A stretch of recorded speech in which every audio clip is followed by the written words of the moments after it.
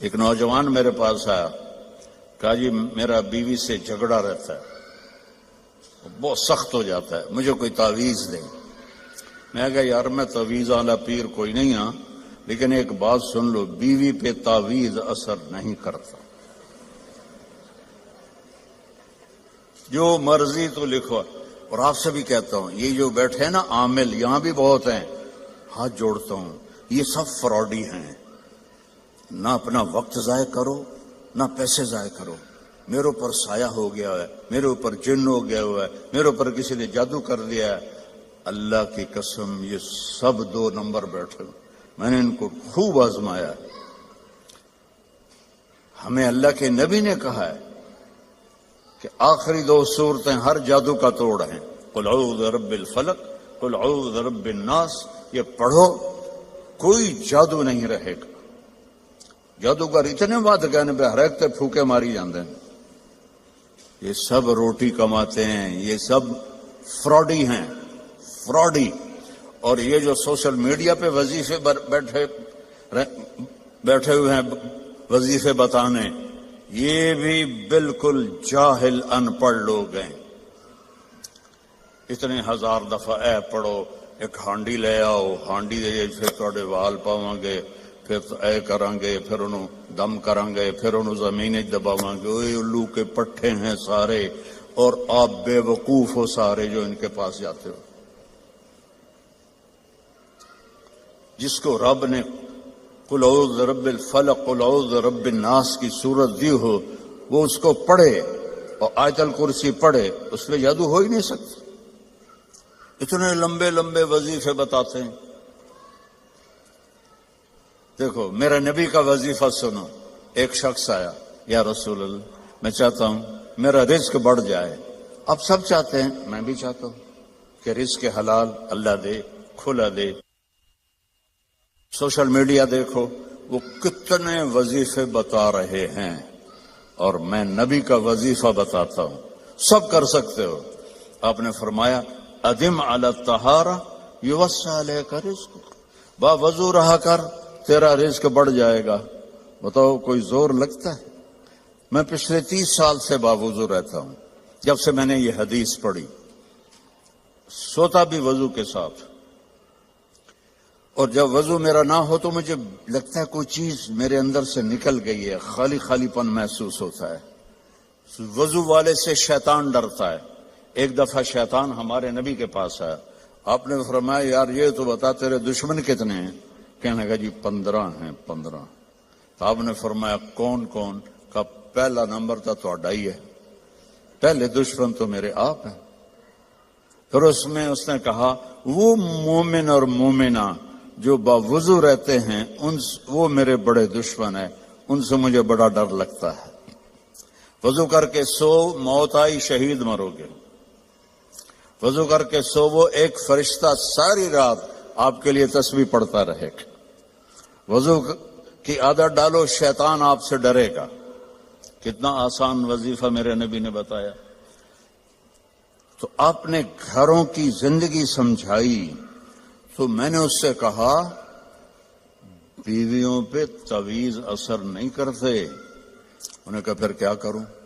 میں کہا جب بھی کھانے پر بیٹھو 2-3 لقمے کھلا دیا کرو اپنے ہاتھ سے۔ کہا اس سے کیا ہوگا؟ میں کہا تو دیکھ لیں کیا ہوگا۔ تو کچھ دنوں کے بعد اس کا فون آیا حال چال پوچھنے۔ میں نے کہا وہ میری بات پہ عمل کیا تھا؟ کہنے لگا نہیں۔ میں نے کہا کیوں؟ کہنے لگا شرم آتی۔ میں کہا الو دے پٹھے، کمزور نہ لڑدیاں تینوں شرم نہیں آتی؟ اللہ نے عورت کو کمزور پیدا کیا ہے۔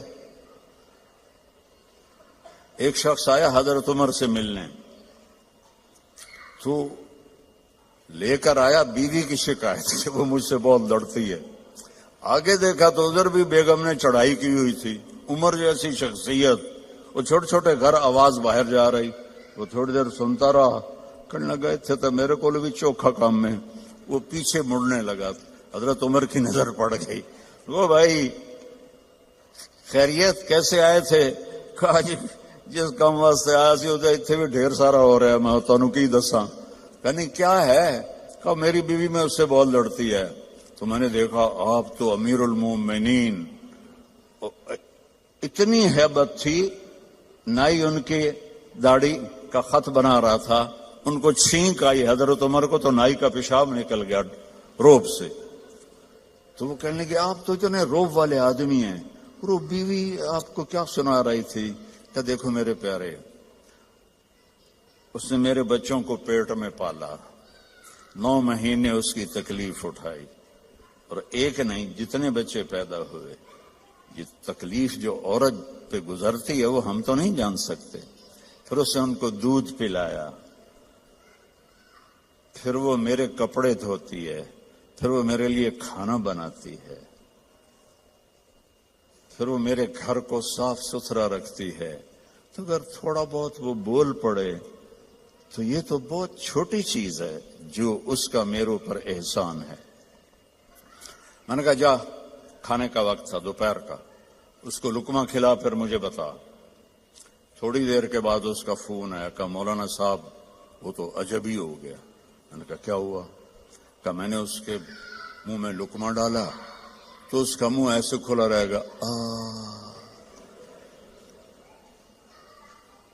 اور کہنے لگی کس نے پٹی پڑھائی ہے تمہیں؟ تو خود تو نہیں کر سکتا.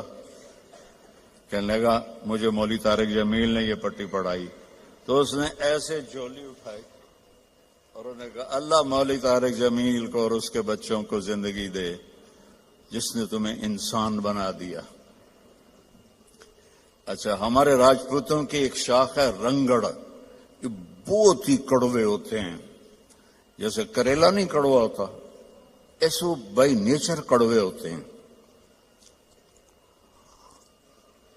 تو ایک ہمارے دو جماعت میں میرے ساتھ وقت لگاتے رہے مسلسل. اچھا، میں یہ گھر کی زندگی بتاتا ہوں، عام طور پر علماء نہیں بتاتے، صرف عبادت پہ اٹک جاتے ہیں. تو میں نے ایک دن ان کو فون کیا، آگے ان کی بیگم نے اٹھایا. کون بول رہا ہے؟ رنگڑی میں. میں نے کہا طارق جمیل بول رہا ہوں. اچھا. میں نے کہا صدیق بھائی کدھر ہیں؟ باہر گیا ہے. میں نے کہا بتا دینا اس کو میں نے فون کیا تھا. کچھ عرصے بعد اس کا فون آ گیا صدیق بھائی کا، اور ہنستا جا رہا. میں نے کہا کیا ہوا بھائی صدیق؟ کب میں گھر آیا تو میری بیگم نے کہا کہ وہ تھارے مولوی کا فون آیا تھا. میں نے کہا کون سا؟ کہ وہی جس نے تمہیں رنگڑ سے انسان بنا دیا. کہنے لگے میں نے کہا اللہ کی بندی میں پہلے انسان نہیں تھا؟ کہا نہیں. تو کیسے؟ کہتا ہے بتا ہماری شادی کو کتنے سال ہوئے؟ میں نے کہا 27 سال. کہا 27 سال میں کبھی مسکرا کے بولا ہے میرے ساتھ؟ تو کہنے لگا میں سر کھجانے لگا کہ واقعی میں تو کبھی بھی اس کے ساتھ ہنس کے نہیں بولا تھا. میں نے جب 1999 میں شروع کیا حسنین کو تو میرے سامنے 3 چیزیں تھیں. ایک ان کا علمی رسوخ ہو جس کے لیے عربی کا سمجھنا بہت ضروری ہے. تو عربیت ایک چابی ہے، دینے والا تو اللہ ہے. دوسری میری تمنا تھی کہ ان کے اخلاق اچھے ہوں. آپ سے پہلے جتنے بچے یہاں سے نکلے ان سب کی میں نے تعریف سنی لوگوں سے.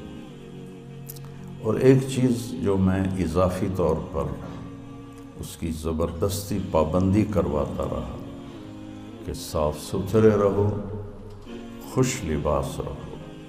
تو مجھے یہ ساری چیزیں وصول ہوئیں کہ یہ آپ کے بچے دور سے پہچانے جاتے ہیں. میں نے کہا کیسے؟ کہ دور سے تو پہچانے جاتے ہیں اپنے لباس سے کہ یہ ضرور حسنین کا فارغ ہے، اور پھر پہچانے جاتے ہیں ان سے جب ہماری گفتگو ہوتی ہے تو ان کے اخلاق سے. ان کے اخلاق اتنے اچھے ہوتے ہیں، ان کا ظاہری لباس اتنا اچھا ہوتا ہے کہ ہم اسی وقت کہہ دیتے ہیں کہ حسنین کے